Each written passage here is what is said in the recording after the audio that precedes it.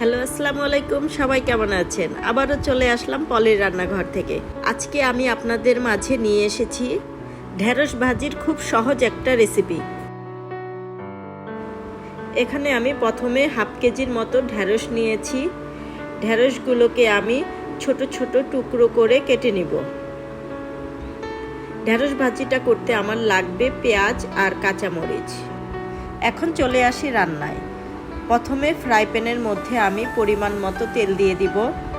তেলটা একটু বেশি দিবেন, না হলে ঢেঁড়স ভাজিটা ভালোভাবে হবে না। তেলটা গরম হয়ে গেলে এর মধ্যে আমি হাফ চামচ হলুদের গুঁড়ো দিয়ে দিব। হলুদের গুঁড়োটা দিয়ে আমি তেলের সাথে একটু মিশিয়ে নিব। পেঁয়াজ কুচিগুলো এর মধ্যে দিয়ে আমি হালকাভাবে ভেজে নেব।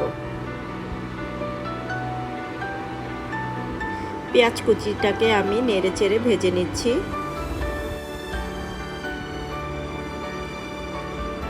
এখন আমি এর মধ্যে ঢেঁড়সগুলোকে দিয়ে দিব। ঢেঁড়সগুলোকে সম্পূর্ণ দিয়ে আমি হালকাভাবে নেড়েচেড়ে তেলের সাথে মিশিয়ে নেব। ঢেঁড়সগুলোকে ফার্স্টের দিকে একটু ঘন ঘন নেড়ে দিবেন, না হলে নিচে লেগে যাবে। আমাদের সকলের বাসায় দেখবেন বাচ্চারা ঢেঁড়সটাকে খুবই পছন্দ করে। এভাবে ঢেঁড়স ভাজি করলে বাচ্চা ছোট বড় সবাই পছন্দ করবে। এখন আমি ৫-৬টা কাঁচামরিচ দিয়ে ভালোভাবে নেড়েচেড়ে ভেজে নেব। ঢেঁড়সটাকে আপনার ১০ থেকে ১৫ মিনিট মিডিয়াম আঁচে ভাজতে হবে। ঢেঁড়সটাকে একটু পরপর নেড়ে দিতে হবে, না হলে নিচে লেগে গেলে ভালো লাগবে না। এখন আমি ঢেঁড়সটিকে কিছুক্ষণের জন্য ঢেকে দিব।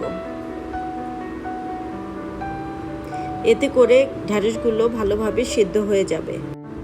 কিছুক্ষণ পর এর মধ্যে আমি দিয়ে দিব পরিমাণ মতো লবণ। লবণটা আপনারা স্বাদ অনুযায়ী দিবেন।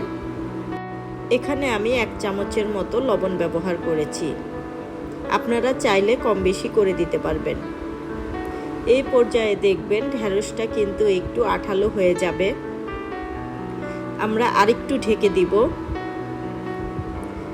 ১৫ মিনিট পর আমার ঢেঁড়সটা মোটামুটি ভাজা হয়ে গেছে।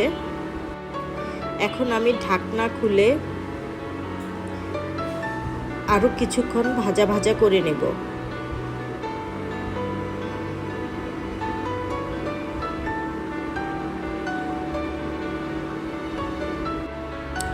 আমার ঢেঁড়সটা মোটামুটি ভাজা হয়ে গেছে, আপনারা দেখতেই পারতেছেন খুব সুন্দর একটা কালার এসেছে।